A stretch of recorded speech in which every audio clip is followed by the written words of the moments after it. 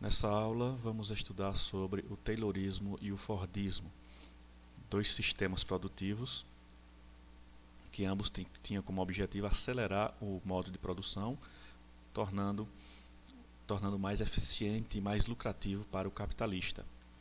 Ao longo do tempo, a produção industrial teve grande desenvolvimento, desde dos primórdios da humanidade, em que a produção era feita de forma manual, através do artesanato, até os dias atuais, com a produção mecanizada e robotizada, toda feita por programação de computadores e máquinas fazendo o trabalho dos seres humanos. Para entender como se dá a produção no capitalismo, é necessário compreender as grandes transformações produtivas que se deram ao longo do tempo. E para isso, precisamos responder a dois questionamentos. O primeiro, por que é sempre necessário desenvolver a produção na indústria? Então, por que a indústria sempre desenvolve e sempre aperfeiçoa seu modo de produção e a tecnologia empregada nos seus produtos? E segundo, por que a produção sempre precisa crescer e avançar em termos tecnológicos? Porque desejo do capitalista, dos proprietários dos meios de produção, aumentar a sua produção, produzir cada vez mais e introduzir tecnologias cada vez mais modernas. Para responder essas perguntas, temos que analisar a evolução das relações de trabalho e de produção ao longo do tempo. Marx, com o conceito de mais-valia, demonstrou uma desigualdade estrutural em que o trabalhador recebe por uma parcela do seu trabalho e o excedente do valor desse trabalho, que Marx chamou de mais-valia, ficava com o capitalista, que é o lucro gerado pelo processo produtivo. O trabalhador se submete a uma relação na qual o seu trabalho é explorado de forma cada vez mais intensa, justamente porque ele precisa trabalhar e não tem conhecimento de toda a etapa da produção e também não possui os meios de produção. Então ele precisa se submeter a essa forma de exploração do trabalho, em que o capitalista paga apenas uma parte do processo. Muitas mudanças ocorreram no modo produtivo e também na relação de produtividade entre trabalhador e produto e trabalhador e fábrica.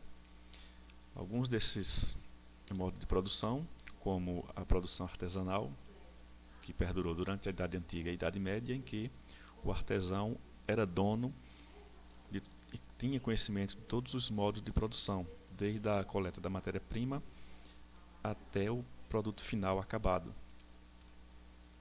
A produção manufatureira nos séculos XVI e XVII, onde os artesãos se especializavam em apenas uma etapa produtiva do artesanato ainda, com ferramentas manuais, e o trabalho era dividido. Já havia aí a divisão do trabalho, mas ainda de forma manual.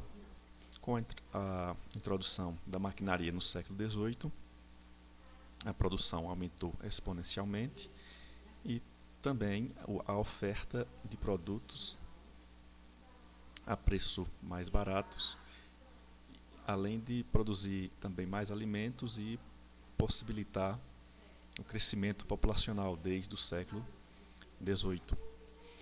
A utilização de formas gerenciais de Taylor no início do século XX deu uma reviravolta no modo de administrar as fábricas e empresas. E a introdução de modo de produção fordista, aliado com a gerência taylorista, deu um impulso no modo de produção de automóveis no início do século XX. A utilização de modo de produção toyotista dos anos 60 e 70 revolucionou a forma de armazenar e demandar os produtos para os clientes. A transformação industrial tem como objetivo principalmente aumentar os lucros capitalistas, esse é o objetivo primordial do capitalismo, aumentar a produtividade. Aumentando a produtividade, consequentemente, vai aumentar o lucro e poder distribuir o produto para mais pessoas, visto que vai produzir mais, controlar o coletivo de trabalhadores, já que os trabalhadores são pessoas e como pessoas tendem a dar problemas, como greves, como reivindicações, e o objetivo do capitalista e das transformações industriais era justamente também controlar o coletivo de trabalhadores, introduzir novas tecnologias cada vez mais modernas para melhorar o produto e também melhorar a produção. A introdução dessas tecnologias atende ao interesse de empresas e das indústrias, não apenas o interesse do consumidor, como smartphones cada vez mais modernos ou videogames com tecnologia e memórias maiores. O objetivo não é apenas favorecer o consumidor, mas principalmente vender mais, substituir o produto antigo pelo produto novo e, consequentemente, abarcar uma maior quantidade de vendas nas empresas e indústrias. Antes da primeira Revolução Industrial, a produção era controlada pelos trabalhadores, visto que eles tinham conhecimento de todas as etapas da produção.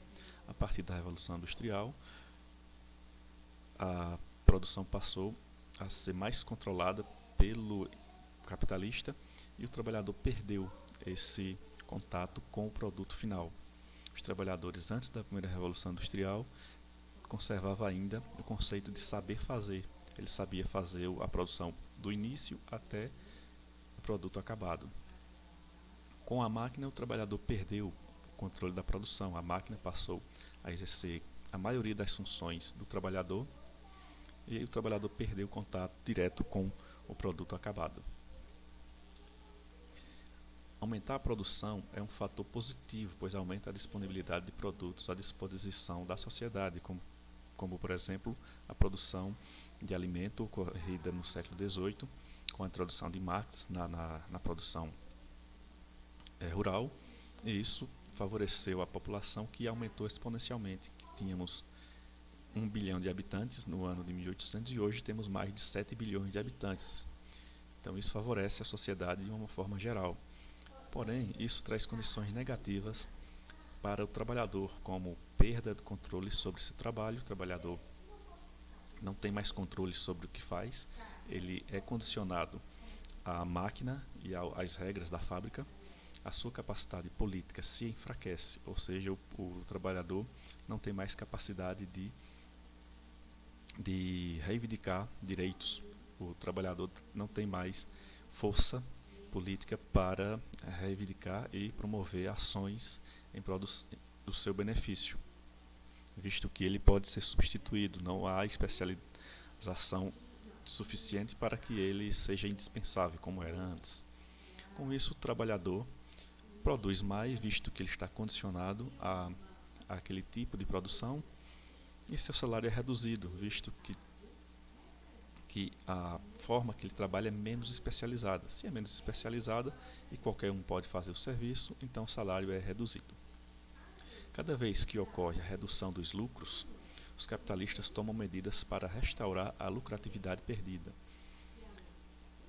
Em um sistema que depende do mercado, é comum haver crises financeiras e crises de produção, ao qual leva à redução dos lucros dos capitalistas, e com isso, devido a isso, há a necessidade de criar formas e fórmulas e medidas para restaurar essa lucratividade que foi perdida durante essas crises.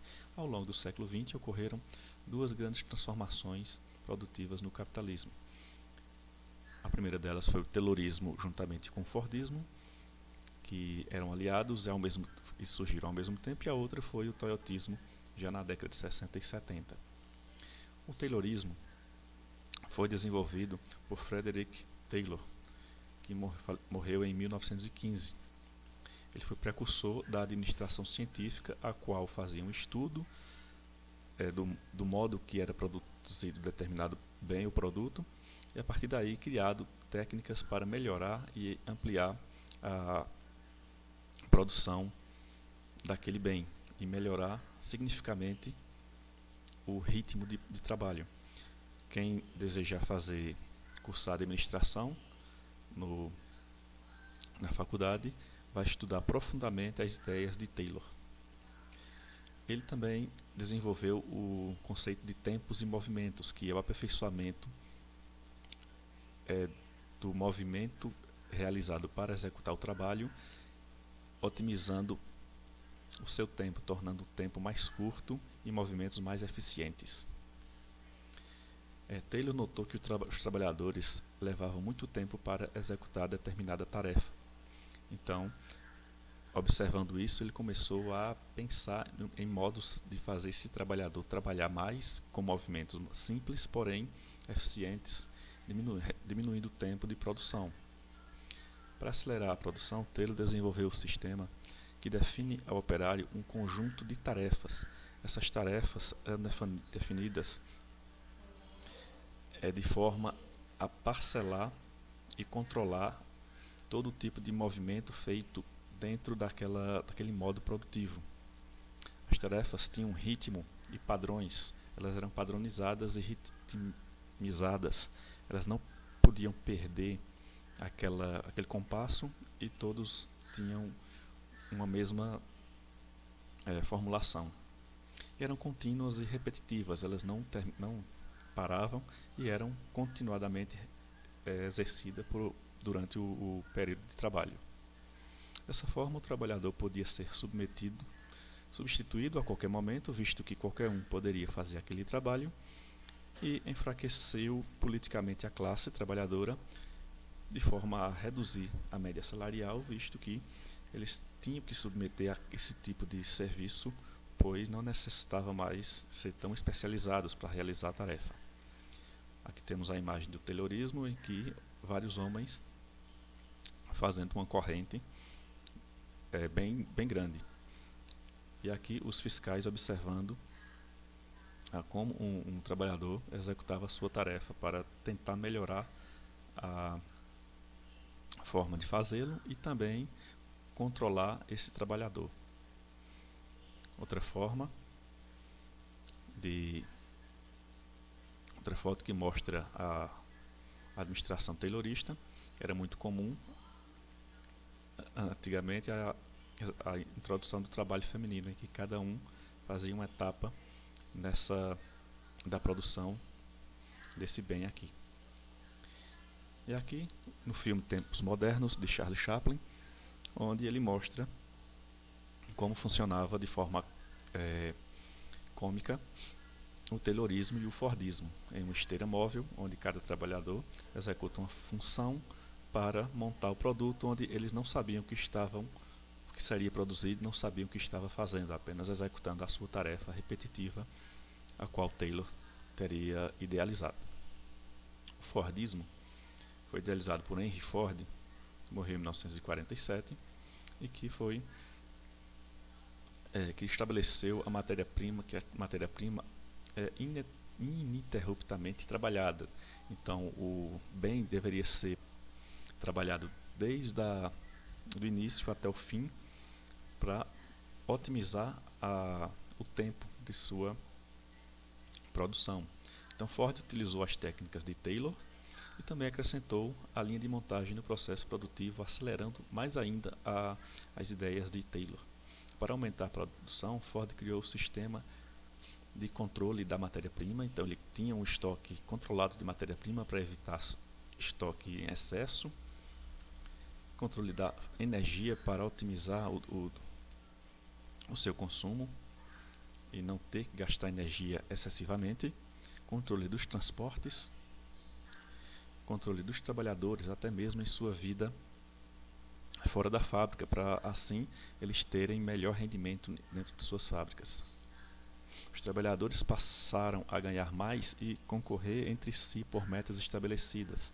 Aqueles que atingissem as metas recebiam um adicional ao seu salário.